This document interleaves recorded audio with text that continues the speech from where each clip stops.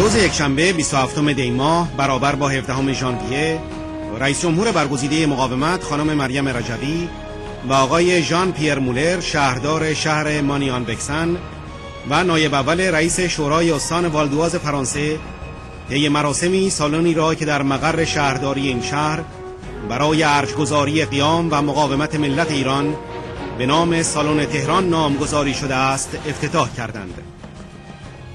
در آغاز این مراسم که ساعتی قبل از گردهمایی سالانه شهر مانیان بکسن به مناسبت سال جدید میلادی برگزار شد، آقای شهردار و همچنین معاونان شهردار و اعضای شورای شهر دیده مقاومت ایران استقبال کردند.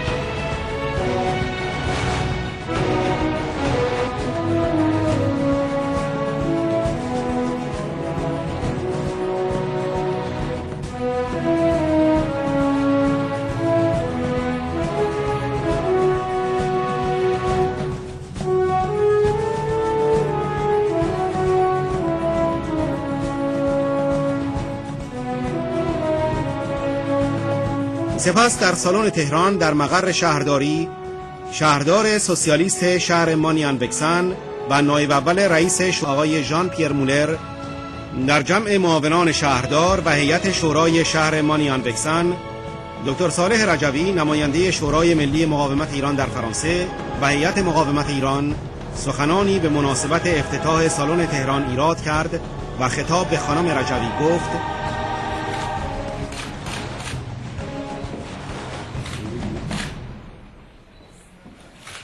Madame la Présidente, permettez-moi de vous renouveler les propos de bienvenue que je faisais tout à l'heure en vous accueillant à la descente de l'Élysée.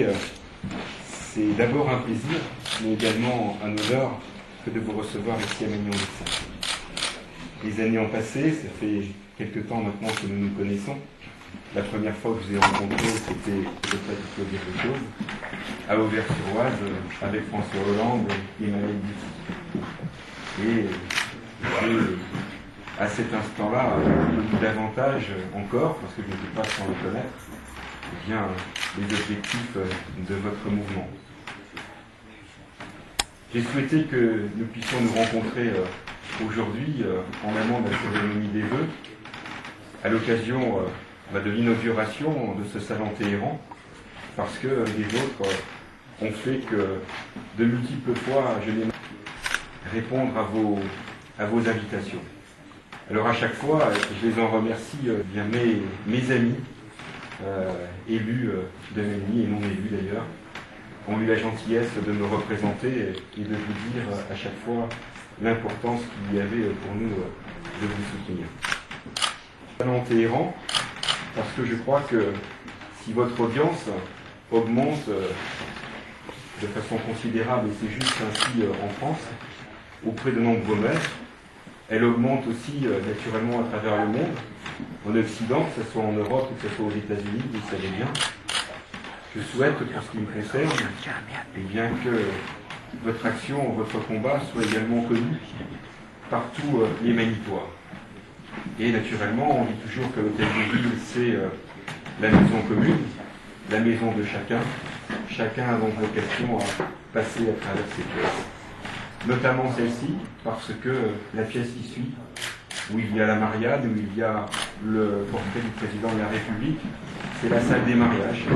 Et naturellement, bien les mariés avec leur famille, d'où qu'ils soient, parce que lorsqu'il y a des mariages, il y a des gens qui viennent de toute la France et de l'étranger, et bien dorénavant, ils traverseront le salon Téhéran et malgré le moment solennel et très personnel que constitue un mariage, eh bien, ils découvriront les cadeaux que la gentillesse connaîtront.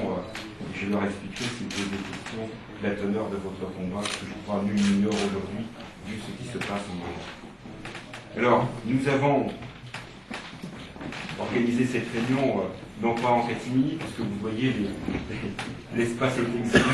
J'ai souhaité que les élus soient là. Tout à l'heure, nous allons aller à la rencontre de la paix. Nous avons également voulu marquer les symboles. Marquer les symboles, je le disais à l'instant, avec les deux horloges que vous nous avez offertes. Et nous avons fait en sorte hier que l'une soit à l'heure de Téhéran et l'autre à l'heure de Manille, on va dire, de Paris. Et je ne doute pas que le moment sera venu pour que les Iraniens retrouvent la liberté. Parce que nous avons Salon Téhéran ici en français et en perse sur la porte en français. Vous savez combien votre combat nous tient à cœur, combien il me tient à cœur.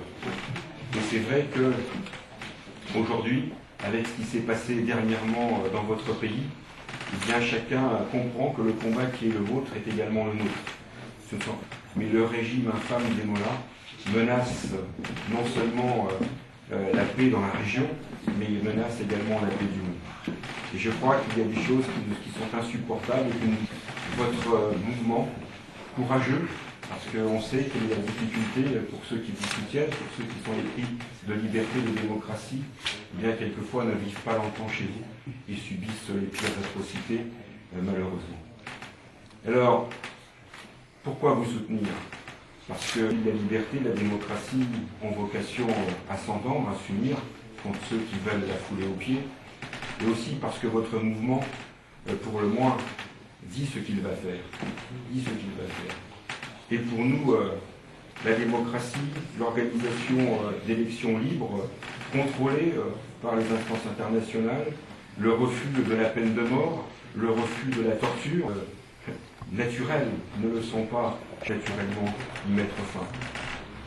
L'égalité homme-femme également. C'est vrai que lorsque l'on voit les polices politiques et religieuses dans votre pays bastonner les femmes qui ne sont pas habillées comme liées à l'occidental, ce n'est pas acceptable. C'est pour cela que nous sommes ici à vos côtés. C'est pour cela que nous souhaitons que votre cause soit le plus connue possible. C'est pour cela aussi que, eu égard à ce qui s'est passé, eu égard à cette prise de conscience, à ces combats qui sont les vôtres, je vous le disais tout à l'heure sur le trottoir, pas de votre victoire. Je ne doute pas de votre victoire. Naturellement, il y aura encore beaucoup de gens maltraités. Il y aura certainement, je ne le souhaite pas, il peut y avoir des changements de régime, sans victime, si vous me pardonnez l'expression qui sont en face. Je pense qu'il y aura encore beaucoup de morts le moment venu pour que l'Iran.